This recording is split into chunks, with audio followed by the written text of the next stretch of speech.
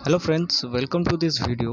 And last video में हमने पढ़ा था माइक्रो ऑर्गेनिजम्स के बेनिफिट एंड उनके harm and so many things we have read in before video and now we are studying some more important things. So get ready. So now इस video में हम पढ़ेंगे कि कुछ चीज़ें जो कि बहुत ज़्यादा इम्पॉर्टेंट हैं आपके लिए। तो इस वीडियो को ध्यान से देखिए और चैनल को सब्सक्राइब कीजिए, अपने फ्रेंड्स में शेयर कीजिए एंड वीडियो अच्छी लगे तो उसको लाइक ज़रूर कीजिएगा।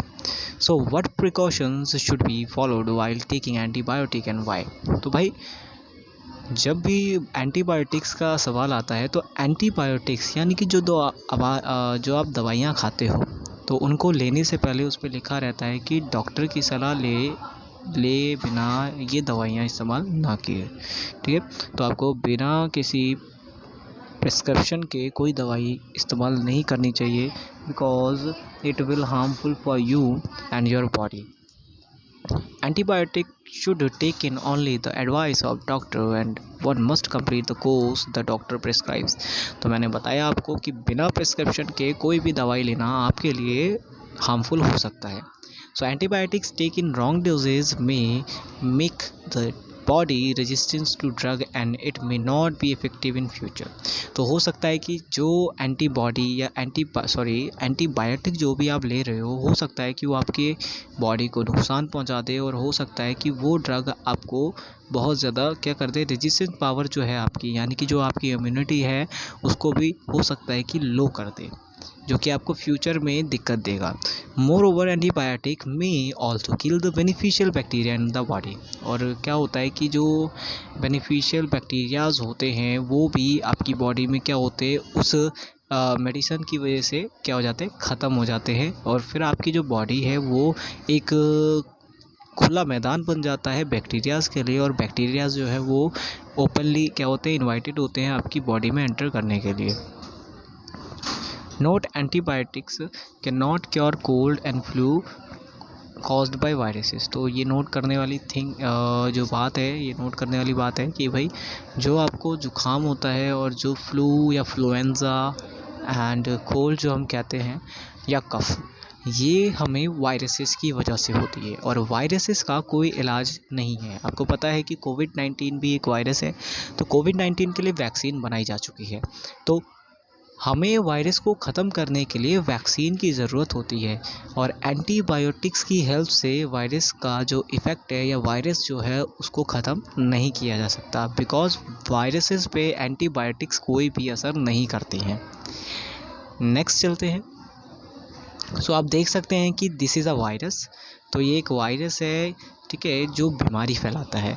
तो आप ये जो देख रहे हो ये जो आप देख रहे हो ये एंटीबॉडी है, ठीक है, ये एंटीबॉडी है। ये एंटीबॉडी क्या करते हैं, ये जो वायरस होते हैं, वायरस के जो स्पाइक प्रोटीन होते हैं जिन्हें हम कोरोना कहते हैं। जैसे आपने कोरोना वायरस देखा है, कोरोना वायरस के ऊपर आपको एक क्राउन जैसा स्ट्रक्चर दिखेगा, ठीक है, तो वो स्पाइक प्रोटीन होते हैं उस वायरस के। तो उन स्पाइक प्रोटीन पे ये जो एंटीबॉडीज़ हैं ये जाके उस स्पाइक प्रोटीन को ब्लॉक कर देती है, जिसकी वजह से ये जो वायरसेस होते हैं ये हमारे सेल से इंटरेक्ट नहीं कर पाते और सेल के अंदर नहीं जा पाते।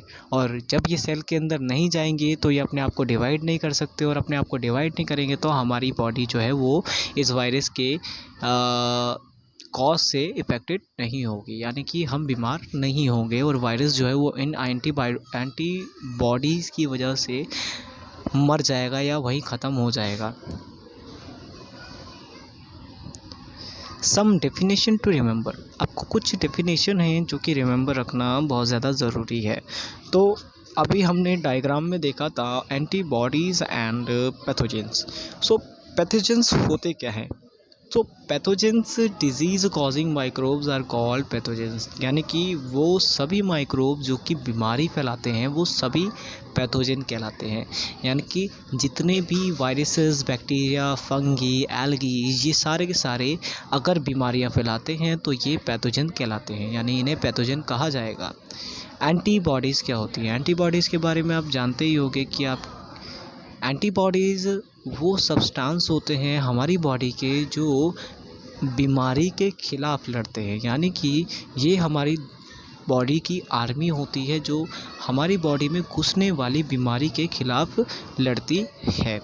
अब वैक्सीन के बारे में आपको पता होना चाहिए। Recently we are taking vaccines. तो वैक्सीन आज के टाइम में बहुत ज़्यादा इम्पॉर्टेंट है। बिना वैक्सीन के आप बाहर नहीं जा सकते। एंड बच्चों के लिए भी कुछ टाइम बाद वैक्सीन्स जो है वो आ जाएंगी, तो वैक्सीन्स सभी के लिए अवेलेबल हो जाएंगी। तो वैक्सीन लगवाना मैंडेटरी हो गया है आज के टाइम में। वैक्सीन्स, तो वैक्सीन्स होती क्या है पहले ये समझना भी बहुत ज़्यादा ज़रूरी है। So vaccine are weakened or dead disease causing microbe that are injected into our body.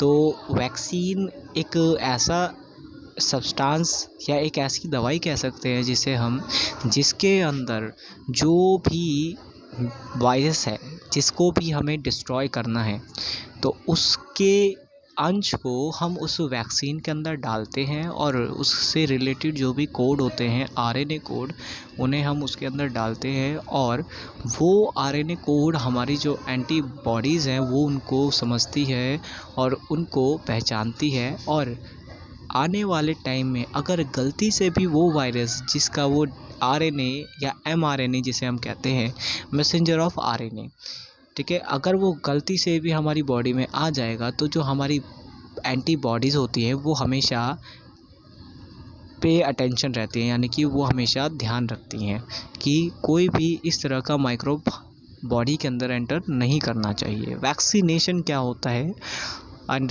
This are important terms, क्योंकि आज के टाइम में ये सबसे ज़्यादा इम्पॉर्टेंट चीज़ें हो गई हैं। Vaccine, vaccination, antibodies and pathogen. तो एक वायरस जो है वो एक पैथोजन ही है क्योंकि उसने कोरोना वायरस फैलाया है। Vaccination, the process of protecting the body from pathogen with the help of vaccine is the called vaccination। यानी कि वैक्सीनेशन वो प्रोसेस होता है जिसके अंदर एक वैक्सीन लगाई जाती है और वो वैक्सीन जो होती है वो हमारी बॉडी को बाहर से आने वाले किसी भी पैथोजन से प्रोटेक्ट रखती है। So name some of the disease which can be prevented by vaccine. तो कुछ डिजीज़ या कुछ बीमारियों के नाम जो कि वैक्सीन्स की हेल्प से प्रोटेक्टेड रखी जा सकती है, उनसे बचा जा सकता है। So cholera, hepatitis B, A, smallpox and tuberculosis, ये कुछ बीमारियां हैं जो कि मोस्टली देखी जाती हैं और बहुत ज़्यादा होती हैं, ठीक है। स्मॉल पॉक्स आपने सुना ही होगा, जिसे आप चिकन पॉक्स भी कहते हो, ठीक है। तो ये वायरसेस से होने वाली बीमारियां हैं जिनको हम वैक्सीन की हेल्प से क्योर कर सकते हैं, इनको कम या ख़त्म कर सकते हैं। सो अब यहाँ पे बात आती है कि इनमें से कुछ बीमारियाँ जिनको आप बहुत अच्छे से जानते हो, जैसे स्मॉल पॉक्स। अब ये जो स्मॉल पॉक्स है इसकी जो वैक्सीन है ये किसने डिस्कवर की थी? तो इसको डिस्कवर करने वाले जो पर्सन थे उनका नाम था एडवर्ड जेनर। इन्होंने ये वैक्सीन 1798 के अंदर डिस्कवर की थी। अब इंडिया के अंदर भी वैक्सीनेशन प्रोग्राम चले हैं बहुत। So name the popular vaccination program run by Indian government. So Pulse Polio program is run by the government of India to eradicate polio. तो जो पोलियो था, ठीक है, so eradicate polio, children below 5 years of age are given oral polio drop under the program. और आपने भी जब आप छोटे हो गए तो आपने भी जो पोलियो की दवाई है उसका डोज लिया होगा, ठीक है। तो ये इंडिया का सबसे बड़ा पोलियो या जिसे हम कह सकते हैं वैक्सीनेशन प्रोग्राम रहा था इंडियन गवर्नमेंट का। और आज भी ये जो पोलियो की जो दवाई है ये बच्चों को दी जाती है। So how do microbes clean up the environment. तो जो माइक्रोब्स होते हैं वो एनवायरनमेंट को किस तरह से क्लीन करते हैं। सो माइक्रोब्स और micro organisms decompose organic wastage and dead remain of the plant and animal and convert them into simple substances.